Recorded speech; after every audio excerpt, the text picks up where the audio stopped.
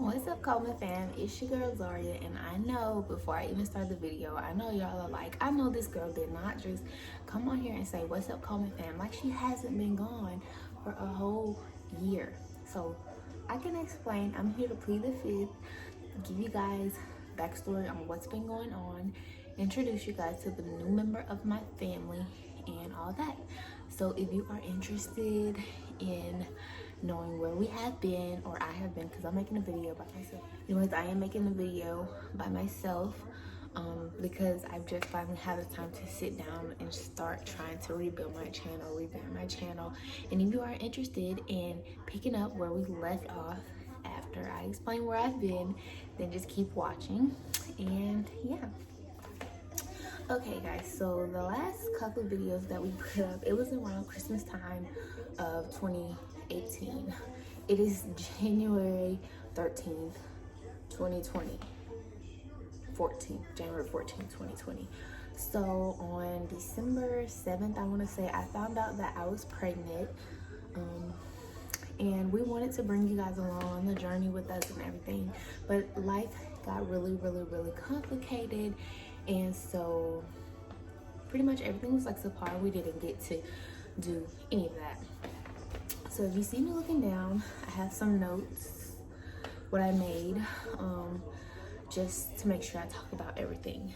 So first I want to talk about the pregnancy. So I found out I was pregnant when I was really early on, probably about like 3 or 4 weeks. So around week 6, I started getting really sick. As you guys know, my birthday is January 3rd. That night I went to the ER and I had to get like fluids and everything because I was like extremely dehydrated. I couldn't eat, just morning sickness or all day sickness. It was all day. It was horrible until probably around like week 15, 16. But anyway. Okay guys, so I had to stop recording because my little guy woke up. I wasn't even planning on really introducing him yet until I got to the part of the video where I talked about his birth. But since he's awake, I want to go ahead and introduce you guys. This is Carter. Can you say hi? No, probably he just woke up. Not in the mood.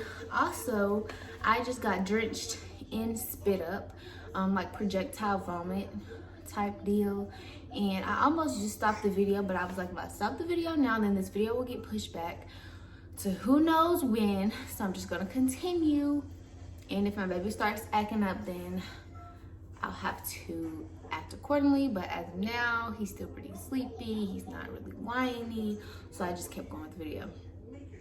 So anyways, as you guys know, CJ is in the military, and we were the last time you guys heard from us, we were stationed in Jacksonville, Florida.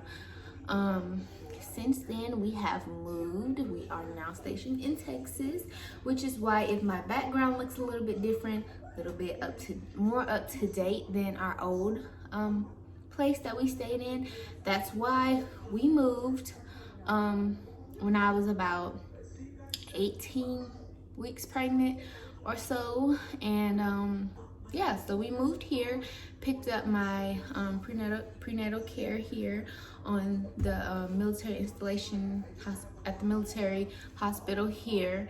And yeah, pretty much it was swift, easy, just picked up and kept it moving. So I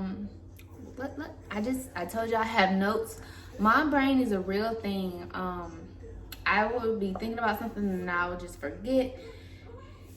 I have like a million and one things going on in my mind. So yeah. So I also wanted to talk about like me going to school and everything. So as you guys know, I was pursuing a degree in nursing, and once we moved here, he's only here for a year. It's like a training facility. So I thought that it would be pretty pointless for me to transfer schools here and then transfer again when we move. So to just keep things simple, I just kept doing online at the University from Florida. So I'm still doing online there. This is going to be my 2nd semester online. So it's going pretty smooth. Yeah, not really much to talk about there.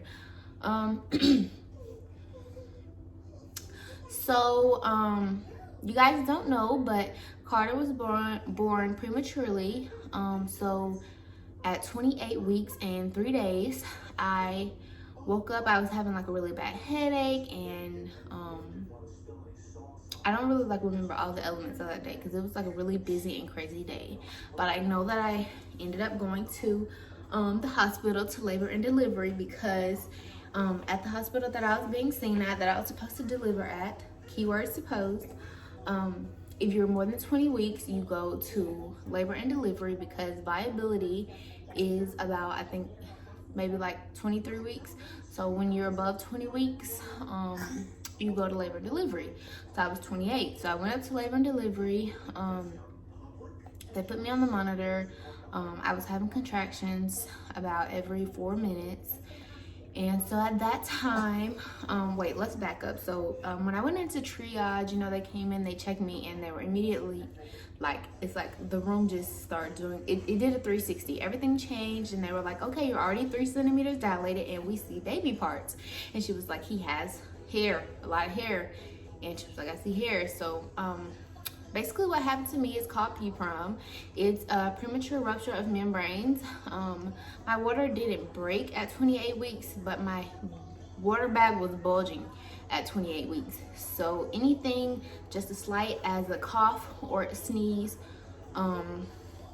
could have broken my water at that point. So once that happens, they pretty much admit you into the hospital, and then they start you on like I think it's called magnesium drip, and then you get like a steroid shot for like 72 hours, and you do antibiotics for 72 hours. The steroid shot is to help the baby's lung develop just in case they were to come, and the magnesium drip was to stop the contractions. And then I had a antibiotic that was to prevent infection, because once your water bag is exposed, pretty much the outside of your womb is exposed to the outside world, and the baby is not quite ready to be born yet, you're at high risk for infection. And yeah, so I was in the hospital for I think 9 days at first on complete bed rest.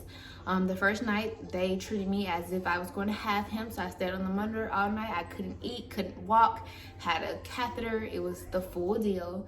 So they gave me 24 hours. If I didn't progress any within 24 hours, they would just move me over to antepartum, which they did.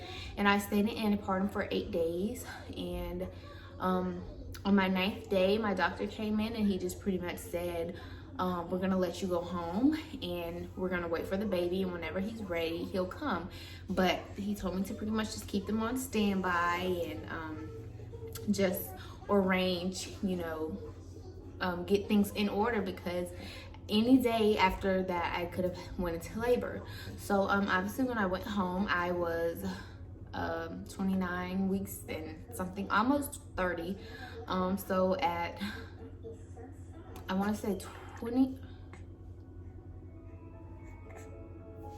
he just threw up all over me, and I know y'all saw that, so I'll be right back.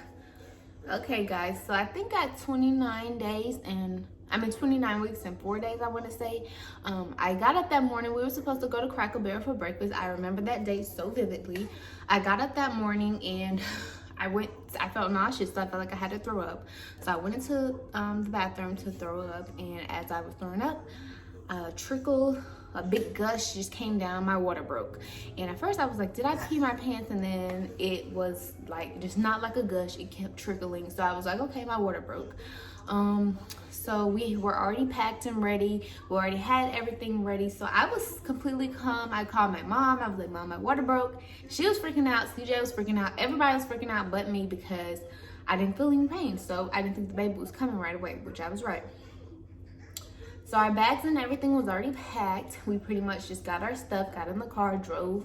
And when I got to the hospital that I was supposed to deliver at, they were having problems with electricity. They were doing construction to their NICU, and also their backup generator was down, and it was storming or something. I don't know.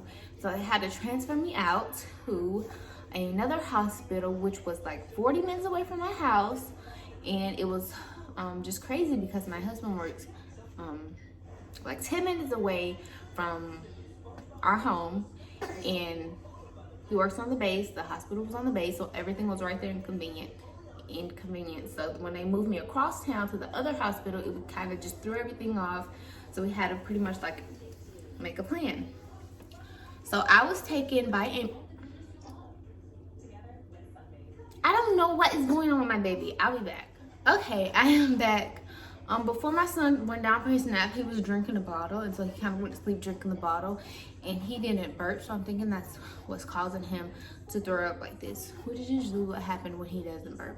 So yeah, no need to be concerned. But anyways, I was taken from the hospital to the other hospital by ambulance, and CJ followed, and from there I went to labor and delivery, same process. We didn't do the magnesium drip again because it kind of gets dangerous once you keep trying to stop labor. So I don't remember what they gave me, but they gave me something to try to stop labor, which they did. That was 29 weeks and I want to say 7 days. Anyways, I ended up giving birth at 31 weeks in 4 days. 31 weeks and 4 days.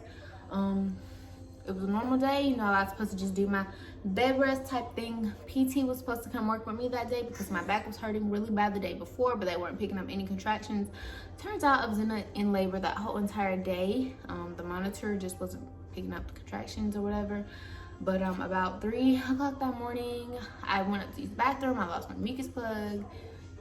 Called my nurse in. I was in excruciating pain. She checked me. I was 5. So they took me and all of my stuff to labor and delivery. Then they offered me the epidural, and I knew, like, okay, there's no more stopping this, because I was supposed to get induced July 16th at 34 weeks even, and he was born June 28th. So he came a little earlier than he needed to, but he's fine. So I knew when they offered me the epidural that this was the real thing. There was no more stopping labor or prolonging my pregnancy. I knew it was over at that point. So I did get the epidural, and from then, things, like, people say they can go to sleep once they get their epidural. I wasn't able to go to sleep. I still felt a lot of pain, pressure. I didn't go to, I think I took maybe like a 30-minute nap, but then, like, I was like so like drugged up. It was just a hot mess. And at 12:28 p.m. I ended up delivering Case Carter right here. He was 3 pounds and 6 ounces.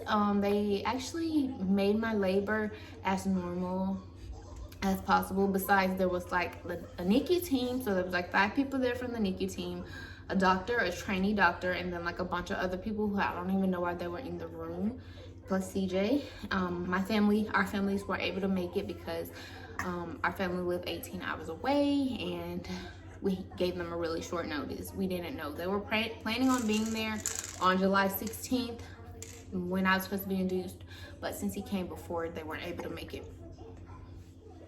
Okay, so they tried to make everything like as like normal as possible for me. Like, they wrapped him in a blanket, and they brought him to me for about probably like 2 minutes, and then after that, he was already like in respiratory distress when he came out. Not necessarily distress, he just didn't cry, so he didn't breathe on his own right away. They had to kind of do some compressions and stuff to get him breathing, but he needed oxygen, so they had to take him away from me. They took him to the NICU, and CJ followed, and from there I went from my labor and delivery room. They took my things to my recovery room, and I went to the NICU to see my baby. And when I seen him, I was just like crying so bad because I felt like my body failed me. Like, why me?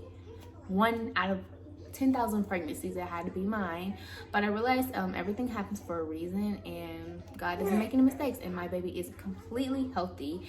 So yeah, he spent 28 days in NICU, and yeah, I don't want the whole video to be about my labor and delivery story in NICU, but if you guys want another video strictly about that, then just let me know, even though I pretty much gave you guys the full rundown.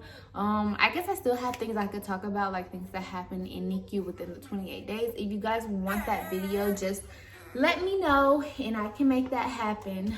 But anyways, I'm going back over to my list now. Hold on. I have to tend to my child because he's acting like a naughty self. You want to say hello? You want to say hello? Okay, so I guess I'll like update you guys on our life now. So Case is now, his name is Carter, but I call him Case. His dad sometimes call him KC, like KC for Carter Coleman. He has a lot of nicknames, okay? So Case is now 6 months old. If you're wondering why he's looking that way, there's a mirror right here and he's loving looking at himself, okay? As far as his milestones and development goes, he's doing really well. He sees PT and OT, occupational therapy, for things like keeping up on track with regular 6-month-olds. If you don't know how preemies work, his actual age is 6 months and adjusted he is 4, because he was born 2 months early. So really when you go to the doctor, they look at him as a 4-month-old instead of a 6-month-old, but he's doing all the things that 6-month-olds do. Okay, besides rolling over, he doesn't roll completely over. He only rolls to his left and right side. He won't roll completely over. His doctor says it's completely fine because he can sit up with assistance and sometimes unassisted. And he's also trying to pull himself up. He says dada. So yeah, he's doing the 6-month-old things. And I just want to thank God because there's so much that I could say about the NICU that I'll do in the other video if you guys want. Ooh, are you sleepy? Are you sleepy? Are you sleepy? Are you gonna smell like at me? Anyways, so yeah, I'm gonna look back at my list because like I said, I can't remember anything. I don't know. You know, I just kind of wanted to come back and really start back on my channel because I've been gone way too long, and I feel like my YouTube channel has a lot of potential if I just put in the work to it. So yes,